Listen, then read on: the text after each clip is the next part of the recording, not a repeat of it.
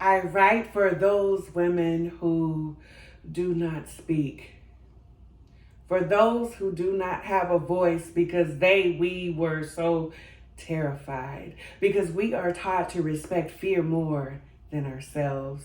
We've been taught that silence would save us, but it won't. Audre Lorde.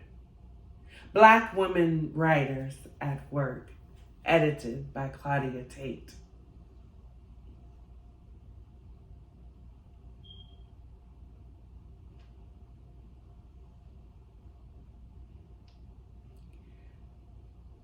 Interdisciplinary approaches have helped me to develop a comprehensive understanding of the complex issues related to social justice and diversity. As theoretical and conceptual perspectives, I share commitments to womanist and Black feminist thought, intersectionality, critical race theory, critical theory, and anti-colonial thought. I embrace Black feminist thought, an approach that aims to reconstruct realities based on the persons that lived those realities. Collins describes Black women as a unique group, individual and collective consciousness, self-definitions, and actions. And my understanding of justice as an integration of elements of faith and belief system, I am drawn to the writings of womanist scholars, theologians, and ethicists, Dr. Katie Geneva Cannon and Dr. Emily Towns. I believe Black women's stories are sacred. Womanism is a form of vulnerable reflection that places the spiritual and moral perspectives of Black women at the center of methodology. Towns considers womanist ethic as both descriptive and prescriptive. Womanist theory illuminates that Black women's insight involves a relationship between the mind, body, and spirit, and that their social and cultural contexts are not separate from that relationship.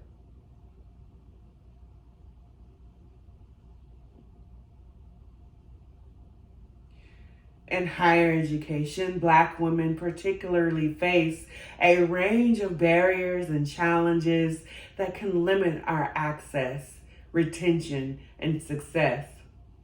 I'm driven to alleviate these disparities. My engagement in the work of diversity, equity, and inclusion looks like recognizing the suffering and disadvantages faced collectively by marginalized communities with empathy and compassion, and especially for and with Black women.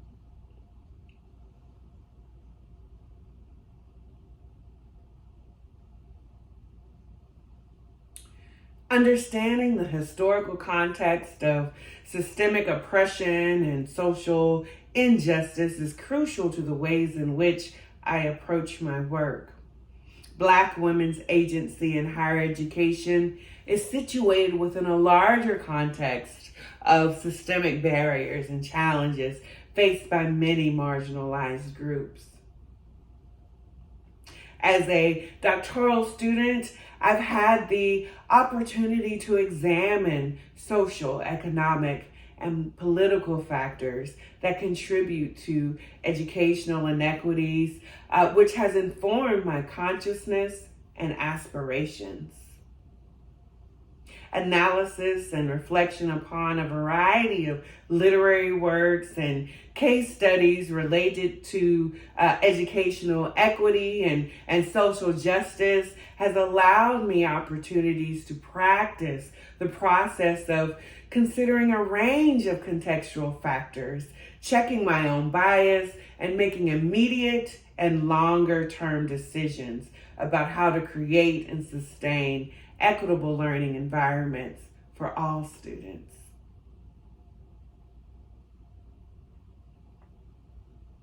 The literature suggests that Black women are disproportionately impacted by intersecting forms of oppression, including racism, sexism, classism, which contribute to their marginalization within higher education. However, despite these challenges, Black women have demonstrated remarkable resilience and agency in their pursuit of higher education and have made important contributions to scholarship, teaching, and leadership.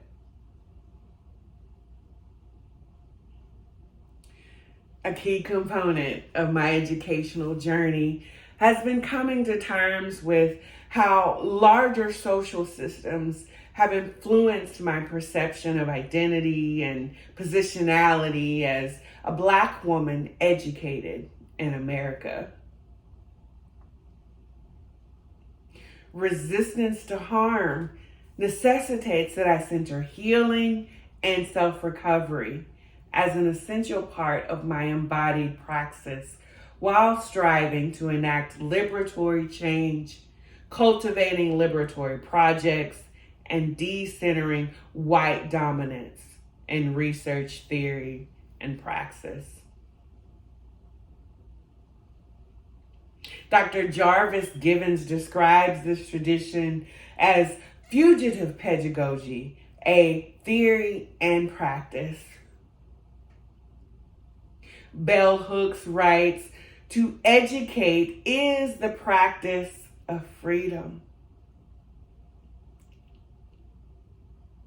To be clear, I want to do more than survive, and grappling with diversity, equity, inclusion, and justice and my roles as a researcher and leader within higher education, following in the tradition of activists like Ella Baker, Angela Davis, and Fannie Lou Hamer. I'm drawn to the ideas of authors like Bettina Love, calling forth an abolitionist pedagogy for teaching educational freedom, community engagement, and intersectional justice.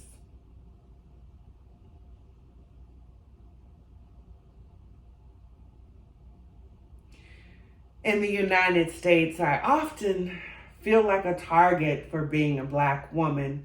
As a child growing up in the American South, attending predominantly white institutions, I felt if being an African American and a woman did not give me any special privileges or advantages.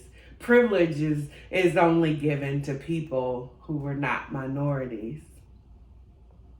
I first experienced the privilege of being a citizen of the United States and my studies abroad as an undergraduate student during a faculty-led field experience to Belize and Guatemala as a sophomore.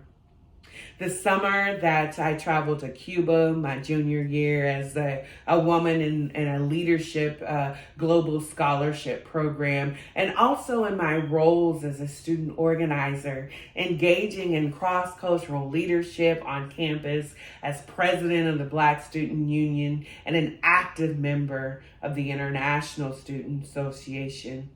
And then again later in studies abroad as a master's student to the Gambia, Dublin, and Barcelona. And my travels, my curiosity was rooted in wanting to better understand Black experiences globally. I learned about the Garifuna community while in Central America, Garvey's influence in Ireland, the Black Madonna icon in Spain. I sought connection with people who looked like me. I thought that there should be a natural compatibility, being the same color, and that we share a common ancestral culture.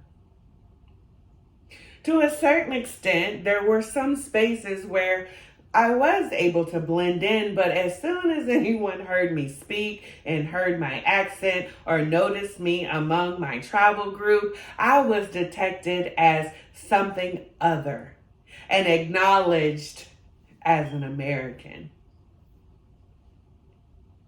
Black is not a monolith. To believe those words is to consider the full breadth of the human experience. I realize that regardless of my status or skin tone, American identity was one of privilege. My passport represents something layered in a multiple dynamic of power and privilege. While problems like racism, sexism, and social inequities continue to exist in the U.S., in terms of economic growth and stability, job opportunities, religious and political freedom, being a citizen of the United States is not a privilege afforded to all. Americans enjoy many civil liberties, freedom of speech, religion, and press rights not provided for various countries in the world, including nations in Asia, Africa, and even Europe. As I advance through doctoral coursework, I have come to better understand my privileged identities, the importance of embracing power responsibly, advocating for allyship and solidarity as a tool for creating positive change, facilitating difficult conversation and finding practical ways to create conditions for productive dialogue in academic and community spaces. I strive to create transformative change at the individual, institutional, and societal level, working towards dismantling systemic barriers and fostering inclusive environments. I believe that everyone, regardless of their background, should have equal access to opportunities and resources.